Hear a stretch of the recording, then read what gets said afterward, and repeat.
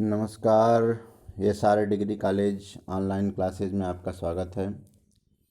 वर्तमान समय में विश्व के अनेक देशों में कोरोना वायरस के कारण लॉकडाउन चल रहा है, जिसके कारण जनजीवन अस्त व्यस्त है। शैक्षणिक संस्थाएं बंद हैं, लोग घरों में हैं और वर्तमान समय की यही मांग भी है कि हम सभी अपने घरों में रहकर अपने अपने हिसाब से एक दूसरे का सहयोग करें, घरों में रहें, सुरक्षित रहें। मैं अपने समस्त DLED प्रशिक्षुओं को यही कहना चाहूँगा कि आप घर पर रहकर मन लगाकर पढ़ाई करें। आपका ऑनलाइन क्लास के माध्यम से सहयोग अवश्य किया जाएगा।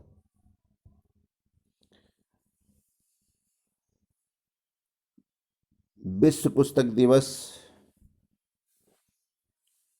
जो कि 23 अप्रैल को मनाया जा रहा है,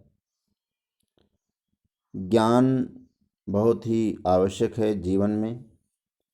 इसलिए हमें अनेक महत्वपूर्ण पुस्तकों का संकलन करना चाहिए, इकट्ठा करना चाहिए, जिससे हम अपने ज्ञान में वृद्धि कर सकें और ज्ञान के बढ़ने से सब तरफ हमें सब कुछ महत्वपूर्ण दिखाई देता है। DLED सेकेंड सेमेस्टर के प्रशिक्षुओं के लिए वर्तमान में विषय है वर्तमान भारतीय समाज और प्रारंभिक शिक्षा। मैं फिर SR degree college SR DLED BTC online class में आपका स्वागत करता हूं।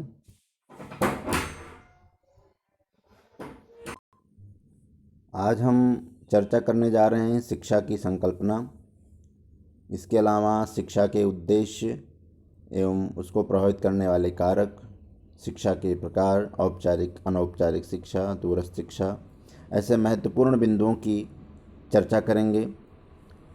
देखिए, शिक्षा की संकल्पना क्या है। शिक्षा वर्तमान जीवन में कितना आवश्यक है, इस विषय पर चर्चा की गई है। शिक्षा की संकल्पना में एक छोटी सी कहानी इसमें दी गई है, जिसमें एक सोहन नाम का व्यक्ति होता है, बहुत ही संपन्न होता है, किंतु सीधा साधा और अनपढ़ होता है।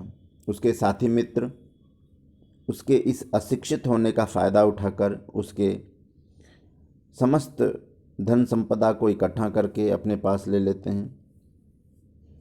उसके इस सीधेपन का फ़ायदा उठा करके उससे उसकी संपत्ति को इकट्ठा करके लूट लेते हैं। वह किसी न किसी प्रकार से सोचता है कि ऐसा क्यों हो रहा है, क्या हो रहा है, चूँकि वह पढ़ा लिखा नहीं होता है, जिसके कारण किसी भी प्रकार से चालाकी नहीं होती है। अतः कहा भी गया है कि माता शत्रु पिता वैरी येन बालो न पाठिता, न शोभते सभा मध्य हंस मध्य बको यथा। ऐसे माता पिता उस बालक के बैरी होते हैं जो उसे पठन पाठन नहीं कराते। इसलिए शिक्षा मनुष्य के विकास में पूर्णतः आवश्यक होता है। शिक्षा स्वयं को पहचानने की अपनी एक शक्ति है, जो उसकी क्षमता को विकसित करने में सहयोग करती है। वह व्यक्ति के अनेक गुणों को विकसित करने में सहयोग करती है। इसी बात को अनेक शास्त्रों में, अनेक धर्म ग्रंथों में, अनेक इतिहास के पन्नों में लिखे गए हैं। महर्षि वेदव्यास जी भी कहे हैं कि शिक्षा मनुजस्य तृतीय नेत्रम, और श्रीमद् भगवद गीता में भी कहा गया है कि ज्ञान अर्थात शिक्षा को संसार का सबसे महत्वपूर्ण एवं पवित्र तत्व बताया गया है। नहीं ज्ञाने न सदृशम पवित्रमिह विद्यते, अर्थात इस संसार में ज्ञान के समान और कुछ पवित्र नहीं है। भारतीय साहित्य में भी इसको अमूल्य धन के रूप में स्वीकार किया गया है। अब हम शिक्षा वाङ्मय में प्रवेश करते हैं। शिक्षा के वैसे तो अनेक भाव दिए गए हैं, लेकिन सामान्य रूप से शिक्षा के जो दृष्टिकोण हैं वह इस प्रकार हैं। प्राचीन समय में शिक्षा को विद्या कहा जाता था। विद्या अर्थात इसकी उत्पत्ति विद्य धातु से माना गया है, जिसमें अप्रत्यय लगाने से बना है। जिसका अर्थ है जानना। इस प्रकार विद्या का अर्थ हुआ ज्ञान से। ज्ञान जो मानव को जीवन के विकास में अत्यधिक महत्वपूर्ण मानता है, इसलिए भी कहा गया है मानव का तृतीय नेत्र। ज्ञान को तृतीयम मनुजस्य नेत्रम, ज्ञानम मनुजस्य तृतीय नेत्रम, जैसा कि पहले कहा गया था। यह मानव के अनेक कठिनाइयों को दूर करता है। अब शिक्षा के दूसरे भाव में जाते हैं। शिक्षा संस्कृत भाषा के शिक्ष धातु से लिया गया है, आ प्रत्यय लगाने पर बना है, जिसका तात्पर्य है सीखना और सिखाना। यह एक ऐसी प्रक्रिया है जिसके द्वारा सीखने सिखाने की प्रक्रिया चलती है। इसी को आंग्ल भाषा में एजुकेशन कहते हैं। अनेक शिक्षा शास्त्रियों ने अपने अपने हिसाब से इसके भाव अर्थ व्यक्त किए हैं। एजुकेशन शब्द की उत्पत्ति लैटिन भाषा के शब्दों से हुई है। एजुकेटम, जिसका अर्थ है शिक्षित करना, एजुशियर विकसित करना अथवा निकालना, एजुकेयर आगे बढ़ाना, बाहर निकालना अथवा विकसित करना। इस प्रकार से अनेक अर्थ दिए गए हैं।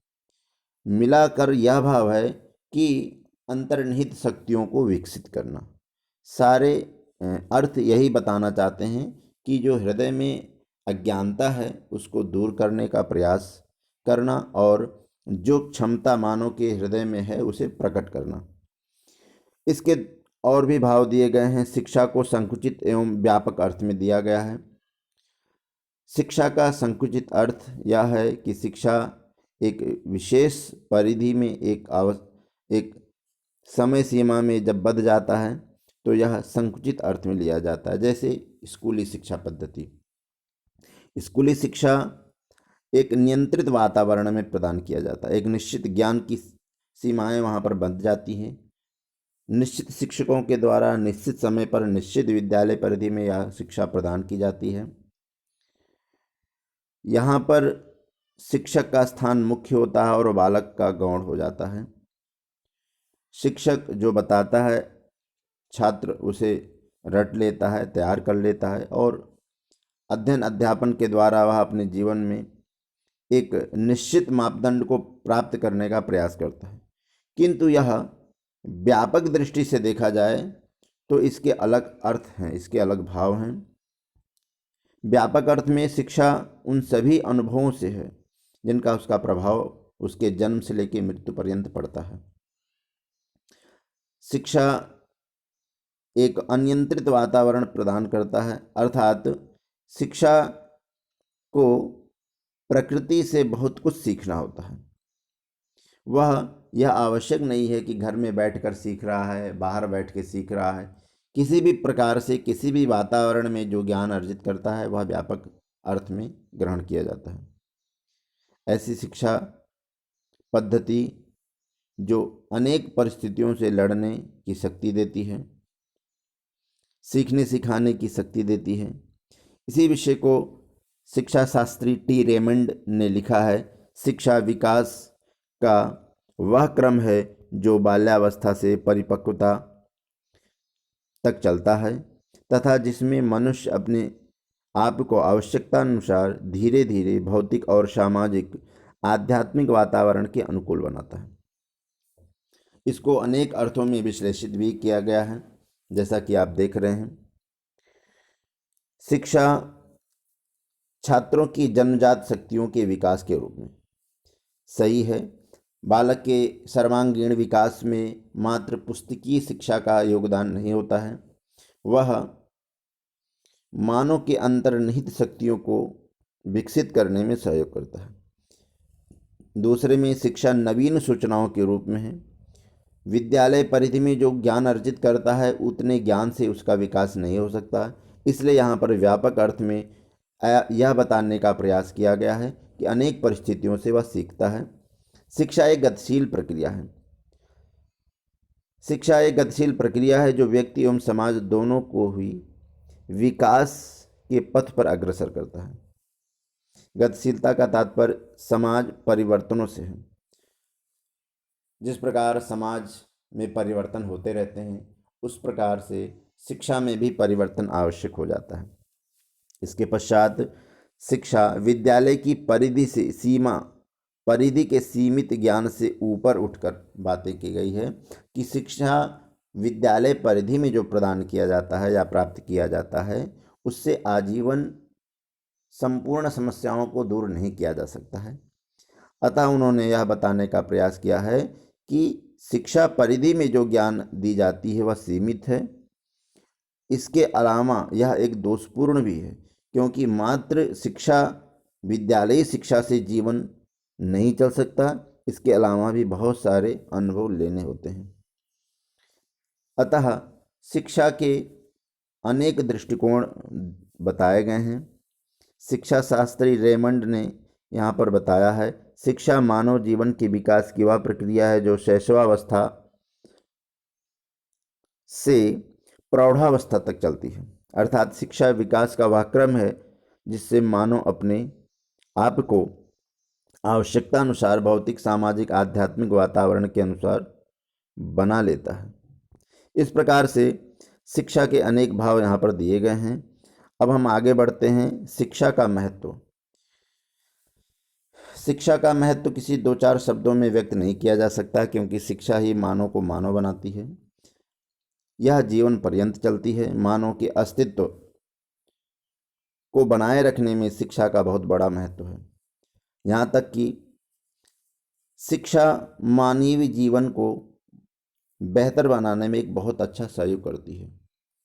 मानव और समाज में अनुकूलन बनाए रखने के लिए तथा भौतिक संपन्नता के लिए, उसके चरित्र निर्माण के लिए, बुद्धि के विकास के लिए, ऐसे अनेक गुणधर्मों को विकसित करने के लिए, उसे साहसी बनाने के लिए शिक्षा आवश्यक है।